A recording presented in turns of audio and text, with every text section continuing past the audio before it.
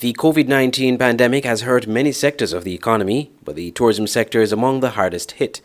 Taxi drivers play a major role in the Federation's tourism economy, but some taxi drivers have fallen along the wayside, forced to return their vehicles to car dealerships, unable to pay their monthly installments. One such taxi driver is Ian Nisbet, also known as the Lion King, who had to return his vehicle in September last year. It's very hard for us right now to go forward, which in that the hoe that we use to do our work with, we don't have that anymore. So it's a real rough, tough, hard times really for us right now. Most of us who lose our vehicle, it happened in September. There was a letter to write for COVID relief, which most of us did. And we got a call in July saying that we have to start to pay in July, and nothing was still happening in July. Then September we got a call. Well, most of us whose vehicles that we possess got a call in September telling us we have to bring it in by the Monday at 12 o'clock the day, which most of us complied with. People behind the radio saying what taxi men they be doing with the money, how come they. But what a lot of people don't understand is taxi men and women make most of the money between the month of November to April.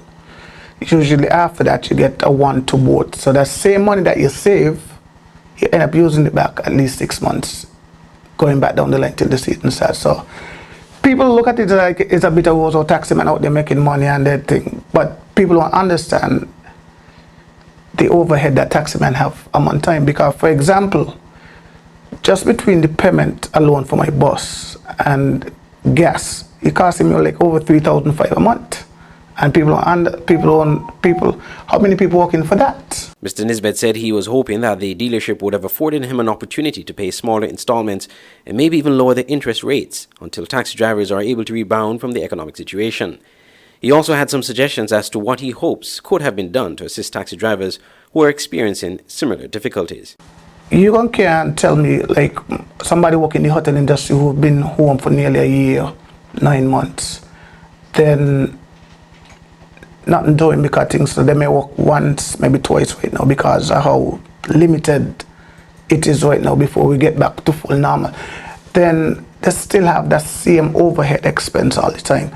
So unless everybody go back to the drawing board and say, look, okay, we used to charge maybe 8% for this, let me go back, we charge 4.5%. Mr. Nisbet is not giving up, however, and promises to rebound from this challenge. I'm not gonna let that keep me down. I'm a fighter, I'm the Lion King, everybody know me. I make sure that when people come to St. Kitts, they have a good time. I have a good supporting team behind me telling me that do not give up, hang in there. I'm not gonna give up. I might be down, but I'm definitely not gonna give up. Despite the current suspension of cruise tourism due to the COVID-19 pandemic, some taxi drivers are afforded work at the airport since the borders have reopened late last year. However, there is the inkling that business is not as robust for taxi drivers in these abnormal times.